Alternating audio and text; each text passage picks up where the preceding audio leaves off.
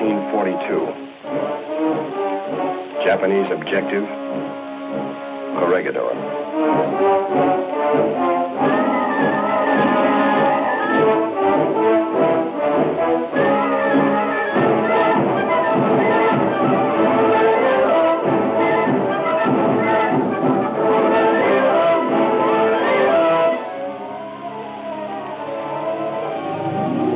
A president's order to leave. A soldier's promise to return.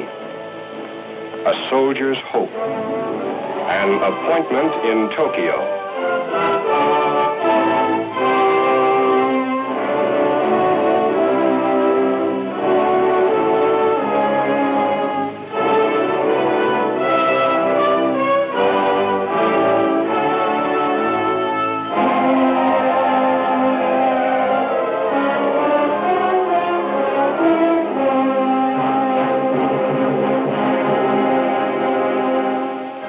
May 5th, 1942. The enemy lands on Corregidor. General Jonathan Wainwright, defender of the Rock.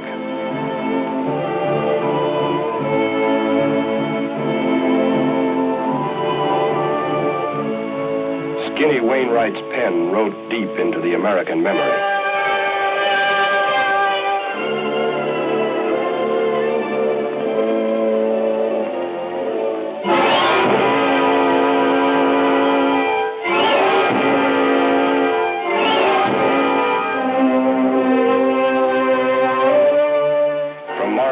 On Bataan, the Death March.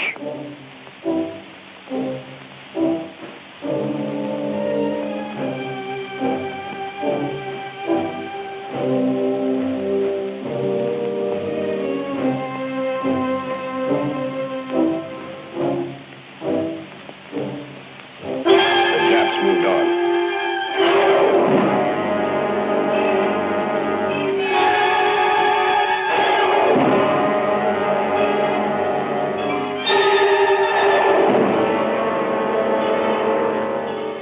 Until Australia itself lay open to invasion. At his Melbourne headquarters, General MacArthur faced grim facts. Against nearly 3,000 Jap planes, he had barely 500. Against Jap millions, he had 11 poorly equipped divisions. Australians, Americans. Against him were thousands of miles of Jap-infested islands and Jap-controlled seas. Against him was time and space and power and preparation. Against him was an area that made the vast United States seem small. American industry and labor were converting from the non-essentials of peace to the necessities of war.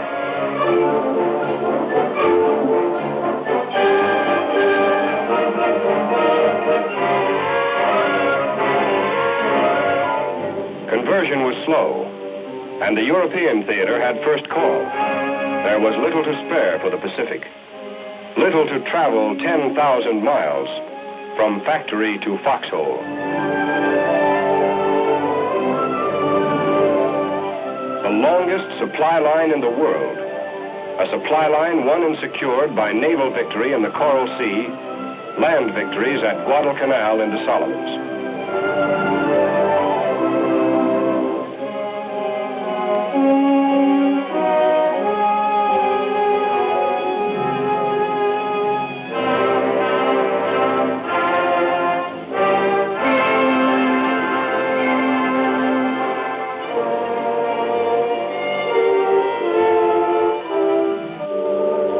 The Japs were still on the move.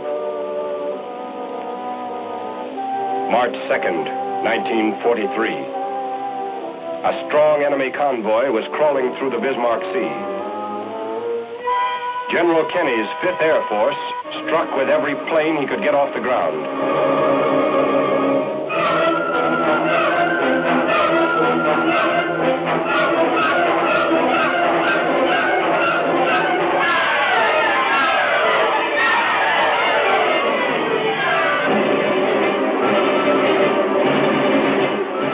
Score, 22 shattered hulks, every enemy ship. A decisive aerial victory had been gained in a critical hour. The Jap had been stopped. This was the turning point. The job of fighting back to the Philippines and beyond to Japan required the closest teamwork of sea, land, and air forces.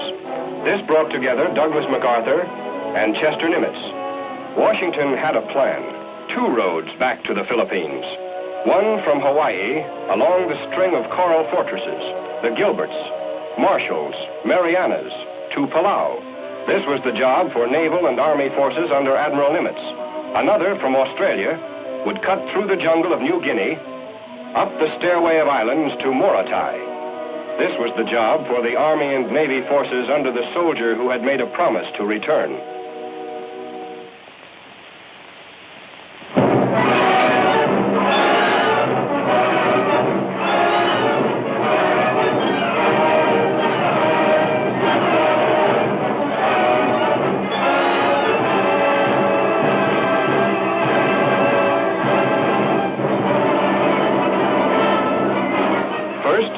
The air arm reached ahead.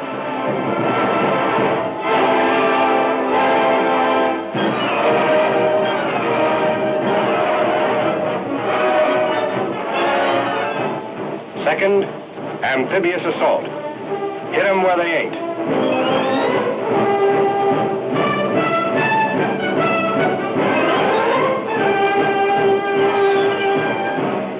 Up from Australia and across jungle-clad New Guinea. We learned amphibious warfare and used the sea lanes for surprise until we had cut off Jap-packed Rabaul and stood on the Admiralties. By now, the Japs were dug in and ready at Wewak. So we surprised Hollandia. Wewak bypassed.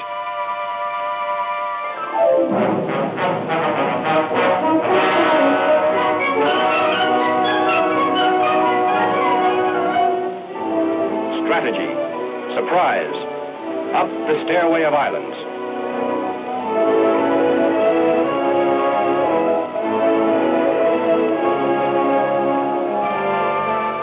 Morotai. The GIs of the Southwest Pacific were dug in and ready for the main event. To get here, they had left a lot of Japs behind them. Box score, 152,000 dead, 160,000 bypassed. This total of 312,000 Japs had cost us 13,000 dog tags nailed to white crosses.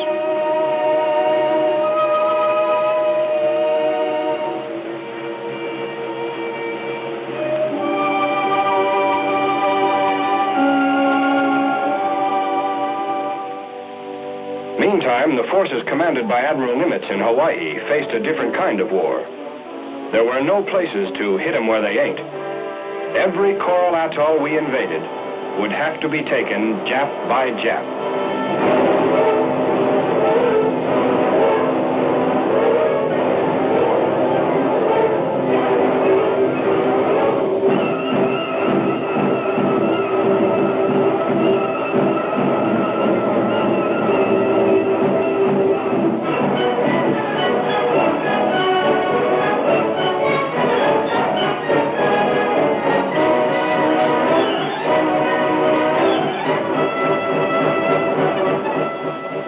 Through the Central Pacific. New names in American history. Tarawa in the Gilberts. Kwajalein in the Marshalls. Saipan and Guam in the Marianas. Palau. Palau and Morotai. We had bridged the Pacific.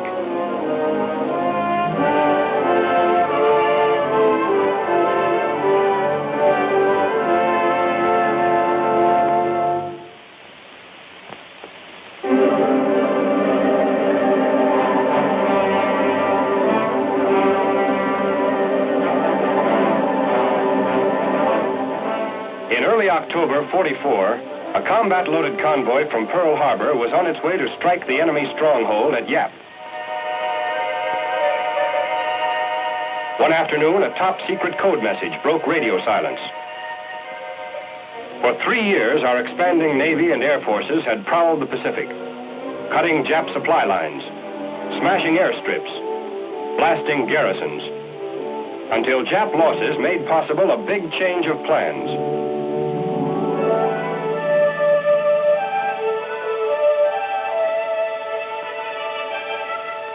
From Admiral Nimitz, instructions to change course. Yap invasion canceled. Rendezvous with task forces headed for a new objective. The Philippines. Now get this. These are the Philippines. Up at the top is Luzon, the most important island. Manila, Corregidor. The Japs are expecting us here. Down at the bottom is Mindanao, another place the Japs are expecting us. Got it? Okay. So we don't hit Luzon, we don't hit Mindanao. We hit here, right in the middle, at Leyte. Now remember, don't get careless. They're the same kind of Japs they've always been. Any questions? Questions? Sure.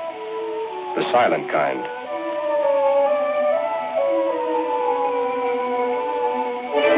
Yes, there are always questions.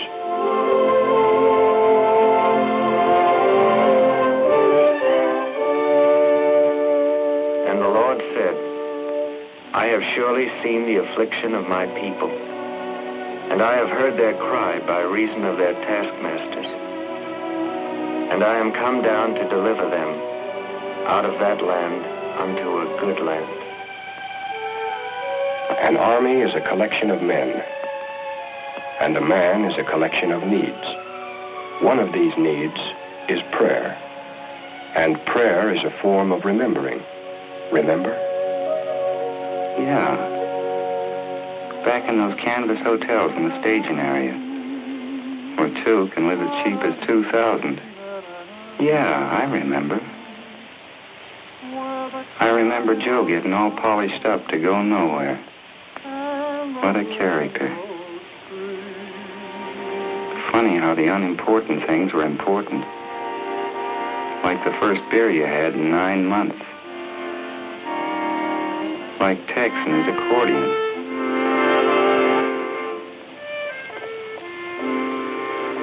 And you remember packing.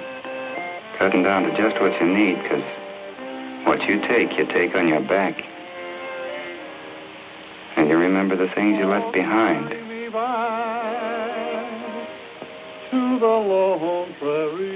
All the things you wanted to say and couldn't. And all the things you wanted to take and couldn't. Neath the western sky, on the lone prairie.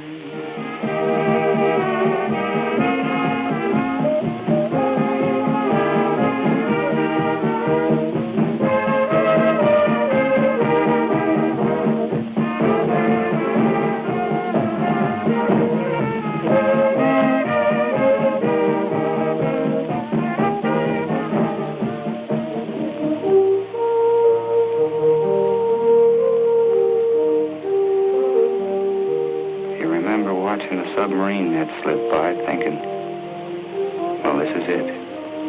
I'm on my way.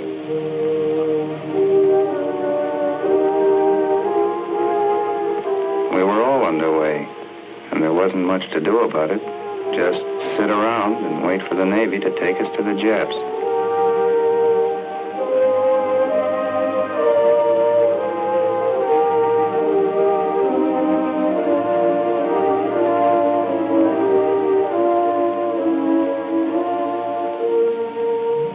Funny how you remember all those things at a time like this.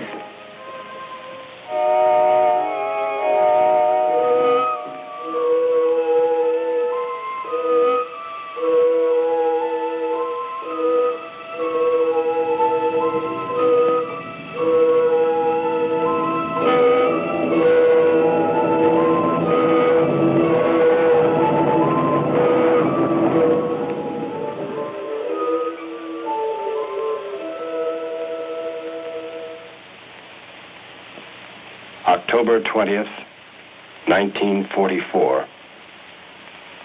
The men of MacArthur have returned.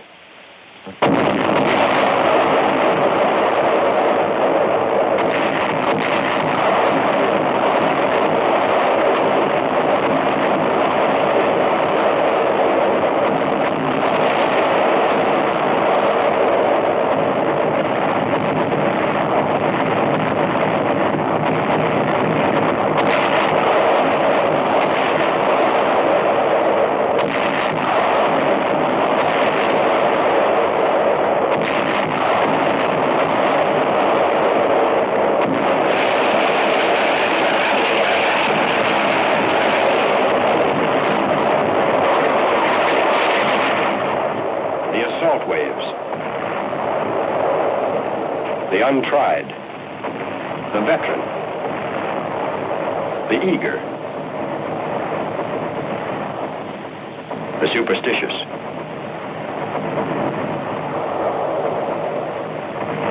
The first to land, some the first to fall.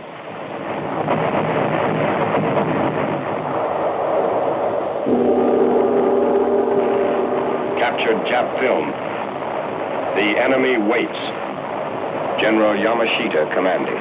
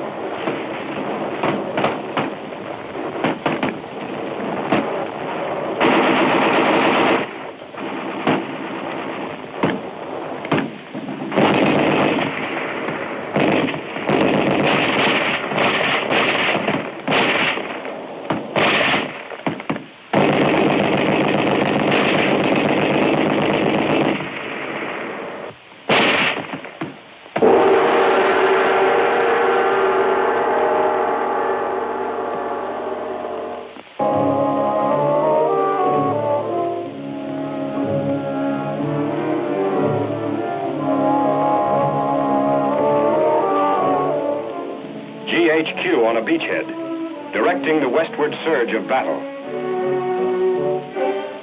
General Yamashita was determined to hold Leyte at any cost. To do this, he siphoned troops from garrisons of all neighboring islands.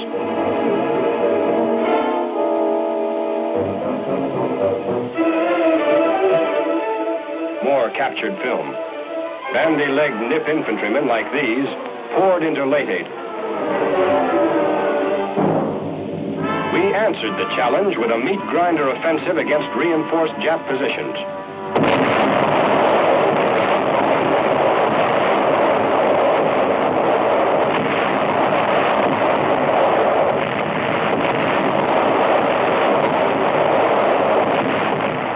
While the GIs pressed forward, grabbing ground, suddenly a new threat developed. The Jap fleet appeared, heading directly for both entrances to Leyte Gulf, moving to blast loose our toehold in the Philippines.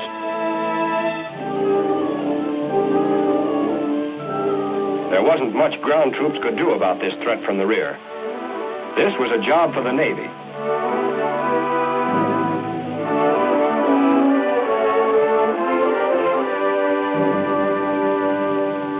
The first engagement was fought at night.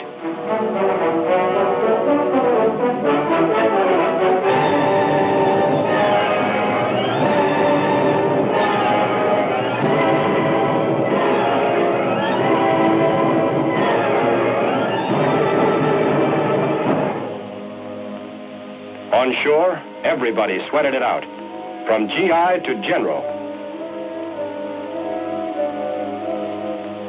Our heaviest artillery was turned around toward the sea. They looked big, but against naval broadsides, they'd be like pistols against rifles. Next, our jeep carriers put the sting of death in the air east of Leyte Gulf. Jap land-based fighters and bombers reinforced their sea strength.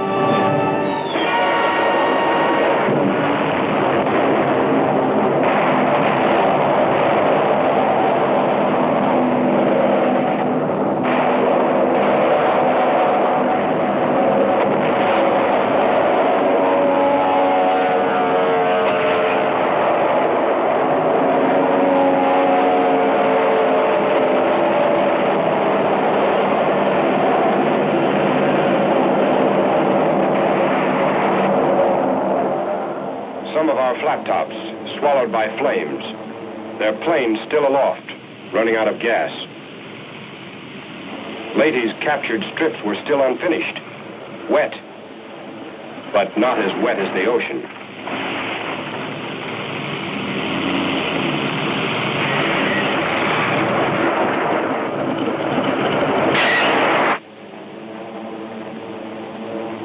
Meantime, east of Luzon, the third engagement.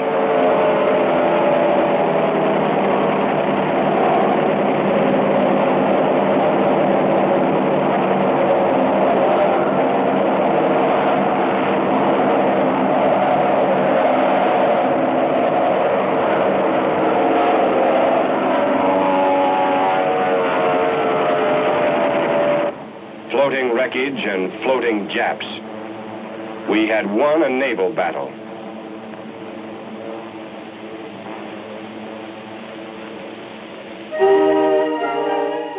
Battle won, beachhead secure.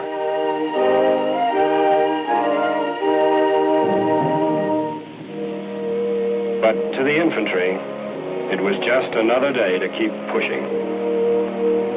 The speed and dash of the first days are gone.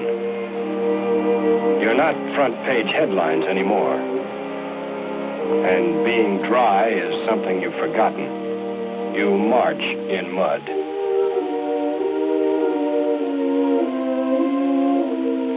You eat in mud.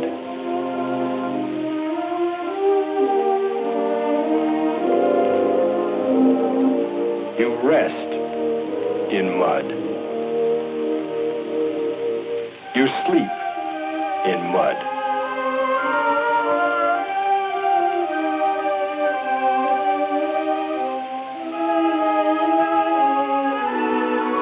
And as long as men remember war, they'll remember mud.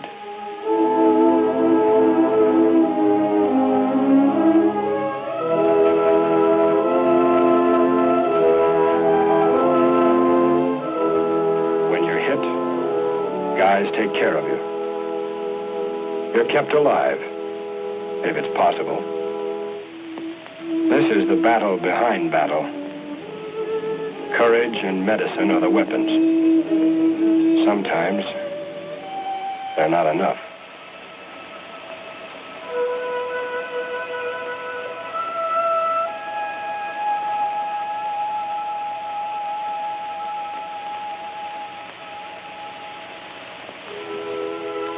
This is a cathedral, a large church in a small town. But this is only one church of one town, of one island. And there are thousands of islands where people like these are waiting. And on these other islands, life under the Japanese is hard.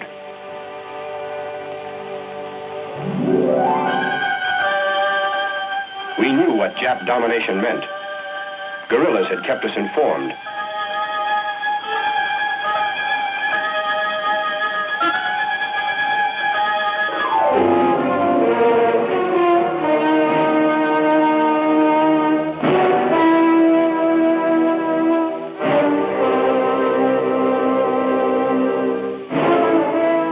Their schools were closed, and their altars destroyed, their freedom gone. Their harvest stolen.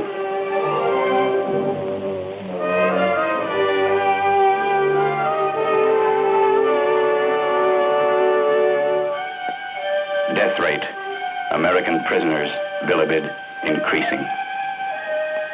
American prisoners. Outside, graves for the dead. Inside, graves for the living. All of these people, Filipino and American, were waiting. General George Kenney's Far East Air Force was delivering bombs to Jap targets on Luzon. Anything worth hitting was hit.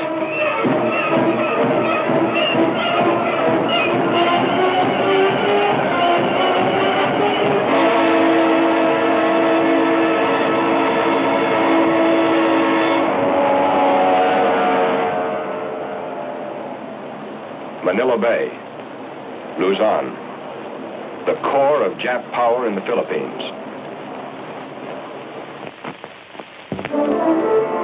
January 4th, the largest convoy in the history of the Pacific.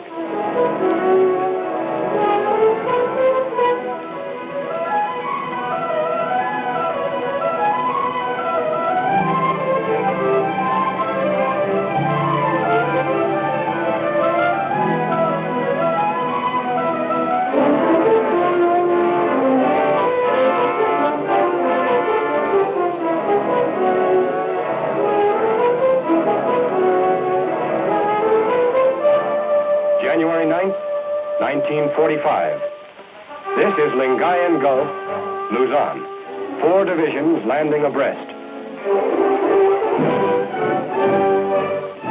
We had expected a very different kind of greeting than these cheering Filipinos who told us the Japs had pulled back 2 days before.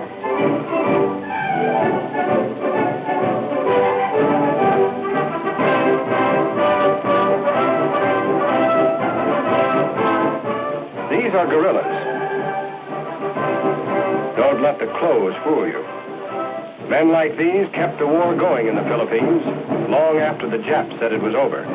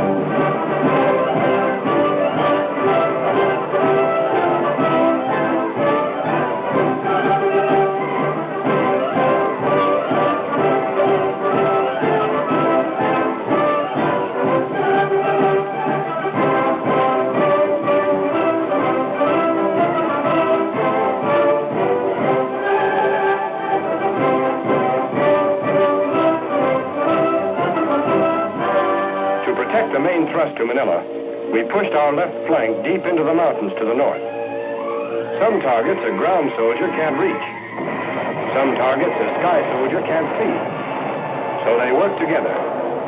Mountains would have to be bought with battles like these. I don't know if you're going to be doing okay. They're flying down here at 20 degree azimuth, but they're doing okay. They're doing okay.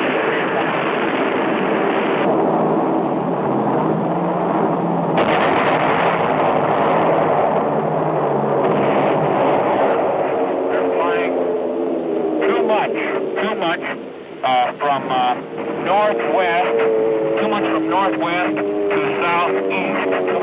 That is good. That is right on the ball.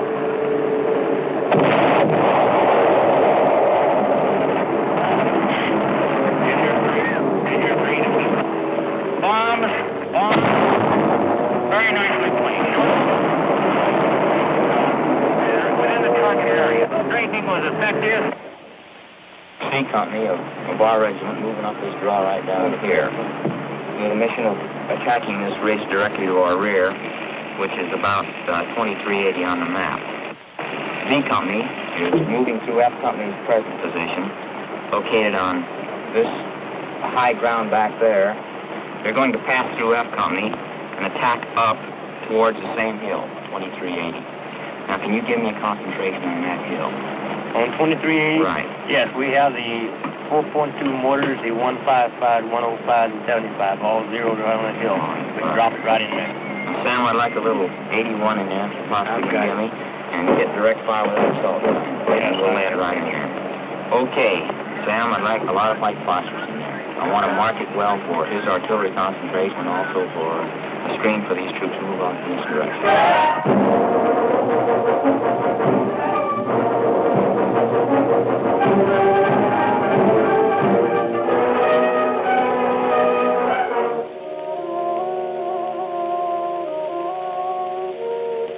Yea, though I walk through the valley of the shadow of death, I will fear no evil.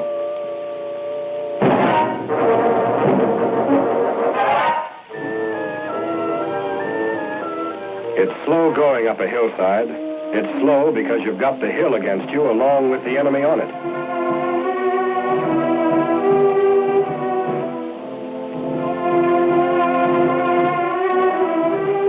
It's slow going up, sometimes slower coming down. Meantime, the main force sped down the Central Plains. Back of enemy lines was an important human objective, Cabanatuan, the prisoner of war camp. If we fail to reach these men, they'll be taken with the retreating Japs on another death march.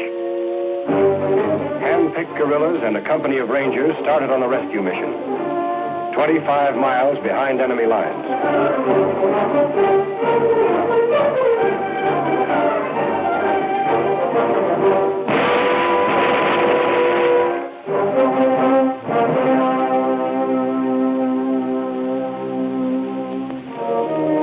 The living ghosts of Bataan. 1,000 days and nights ago, the death march began.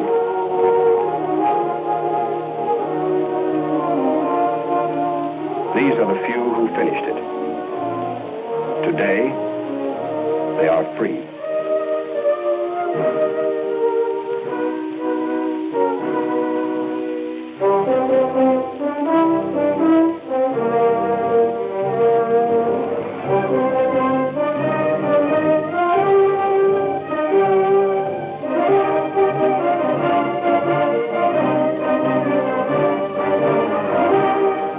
Cabanatuan was a grim reminder that Filipinos and Americans were waiting in Manila.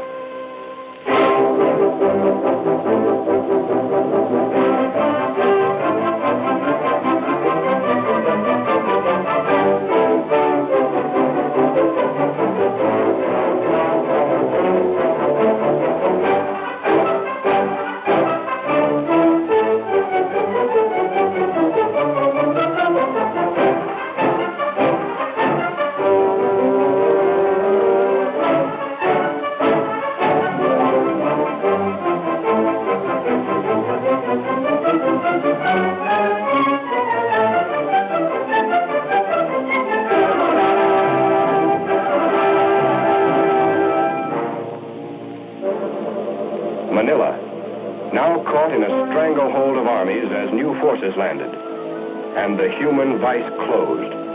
GIs were in the outskirts. Crawling under a ballpark fence is an old American custom. Rizal Stadium, a baseball diamond.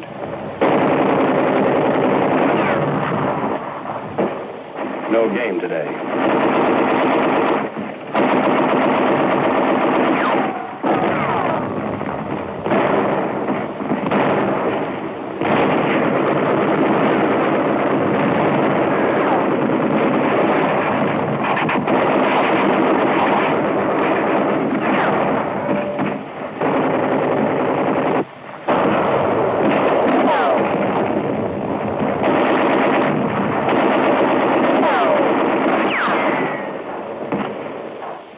Battle never stands still.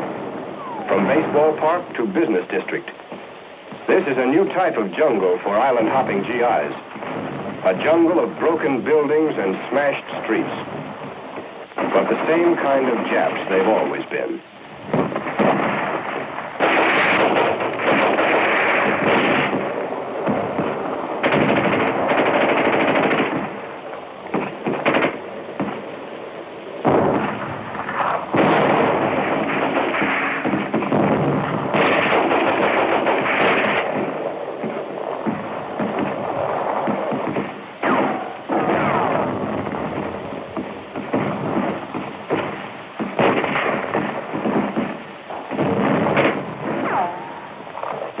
Yamashita had orders from Tokyo.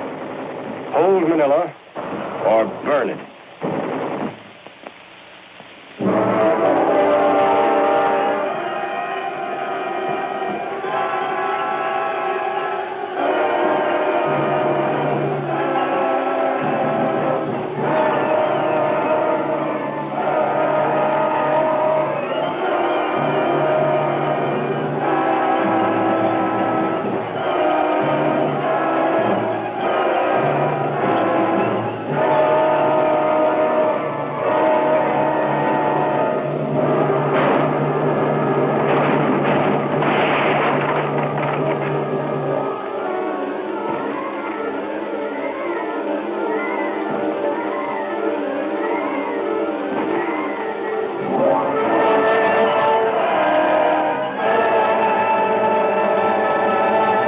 Manila, the pearl of the Orient. This innocent-looking piece of paper translates as follows. Japanese field order of 13 February. All Filipinos found on the battlefield will be executed.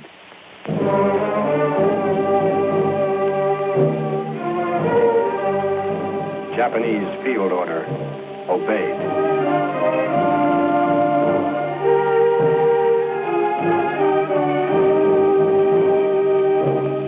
Between us and the walled city was the Pasig River. And Japs.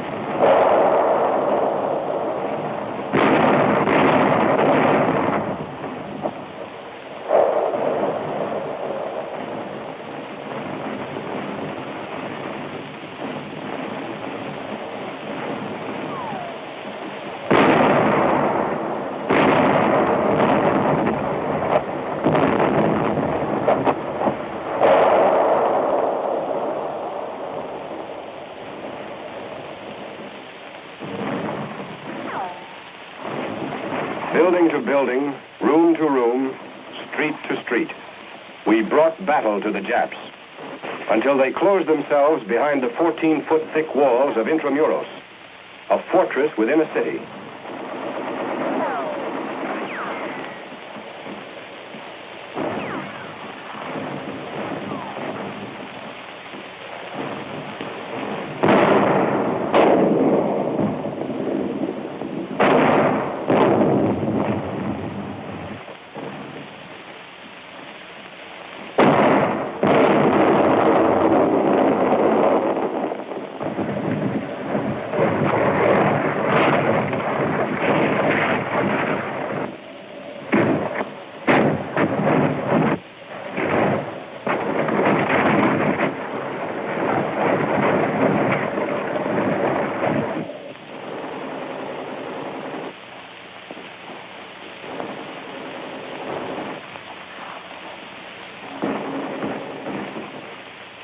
The jungle didn't stop these soldiers.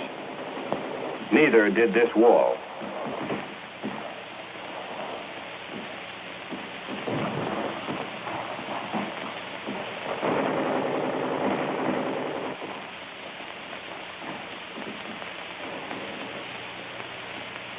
Back of the broken wall, broken Japs.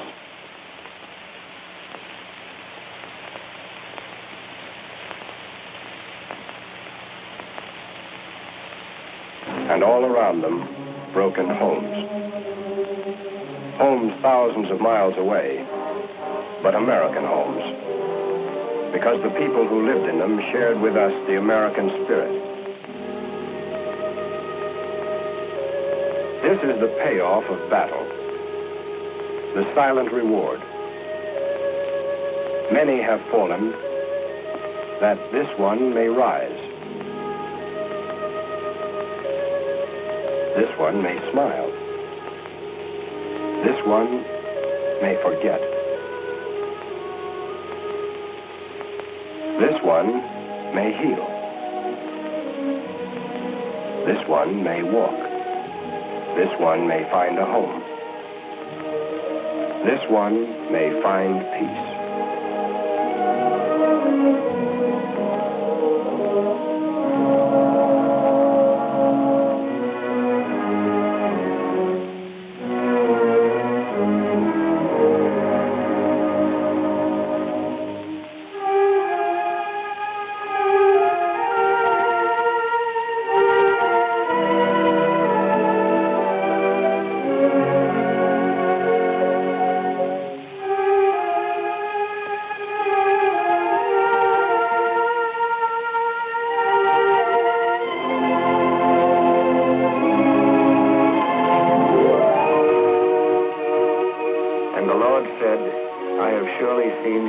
Of my people, and I have heard their cry by reason of their taskmasters, and I am come down to deliver them out of that land unto a good land.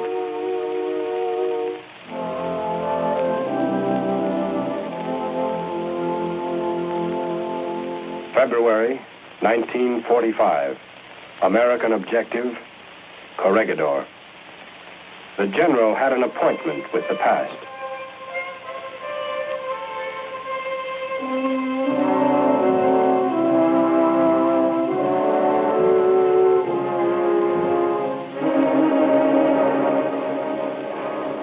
Corregidor, the name of a rock. But it's more than a name. The way Valley Forge and the Alamo are more than names. These men will be jumping into the middle of American history. Those that live will be saying in the years to come, I was there. I jumped on Corregidor.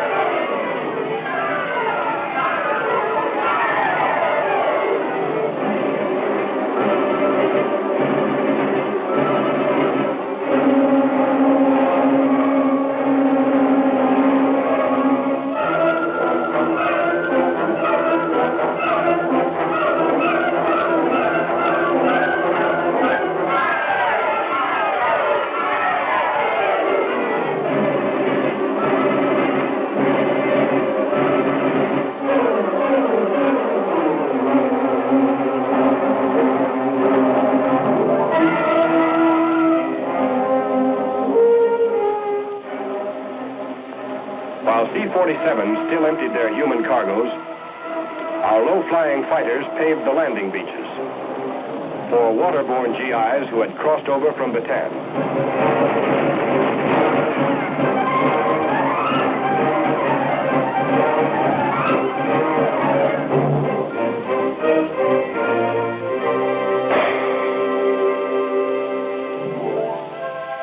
12 days after we had landed on the rock, Corregidor is again an American fortress.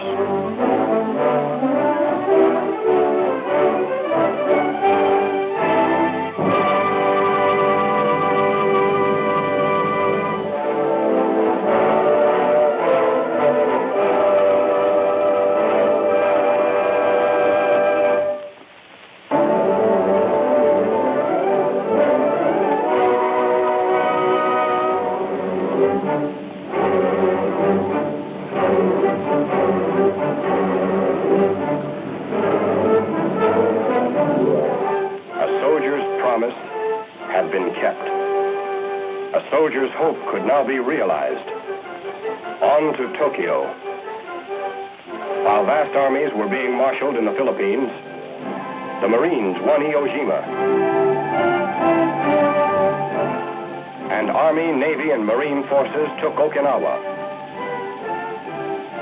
Naval guns were knocking at Japan's coastline.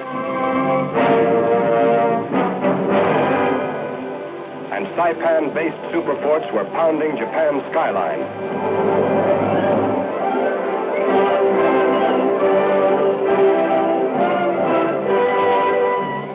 Atomic bombs on Hiroshima and Nagasaki. All this, and MacArthur's impending invasion, broke the enemy. The red sun of Japan had set. The might of a free people had come at last to triumph over the lords of war.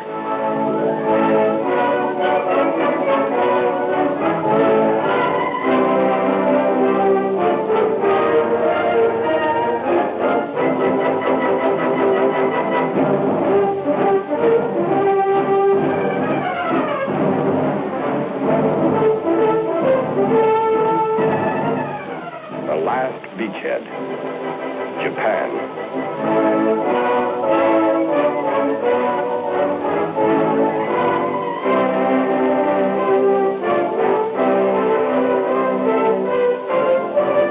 August 30th, 1945, at Sugi Airport. General of the Army Douglas MacArthur, Commander-in-Chief of the United States Army Forces in the Pacific, designated Allied Supreme Commander to accept the surrender of the Japanese.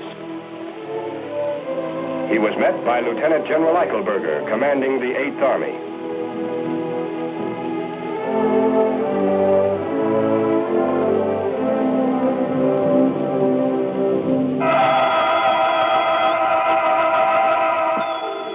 September 1st, 1945, on the battleship Missouri.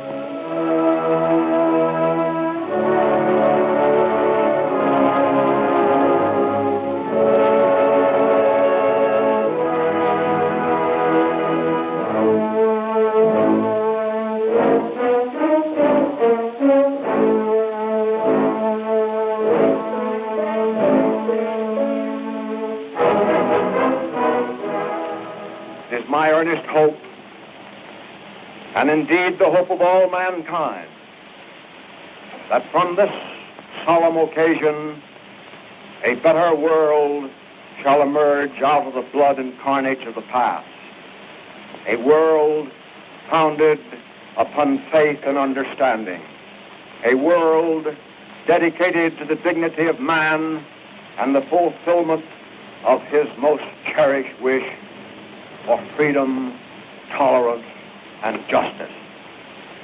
I now invite the representatives of the Emperor of Japan and the Japanese government and the Japanese Imperial General Headquarters to sign the instrument of surrender at the places indicated.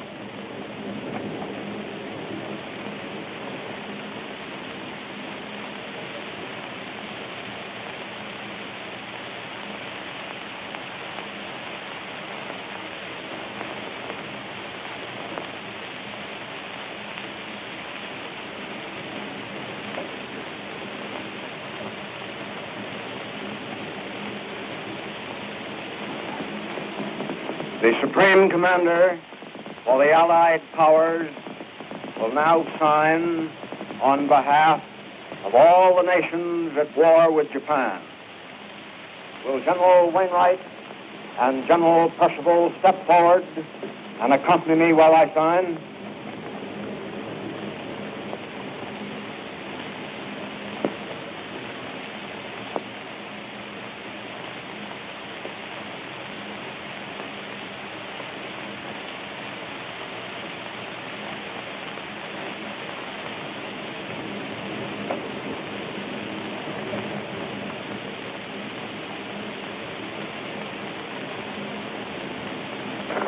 The representatives of the United States of America will now sign.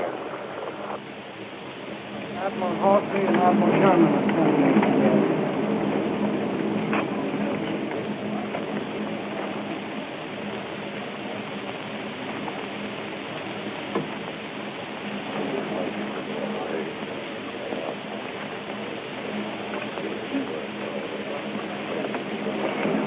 Let us pray that peace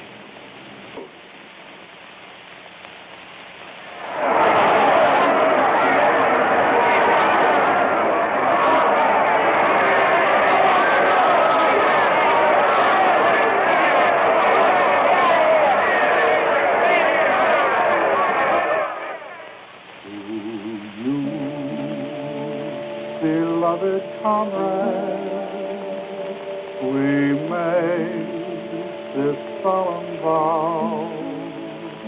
The fight will go on. The fight will still go on.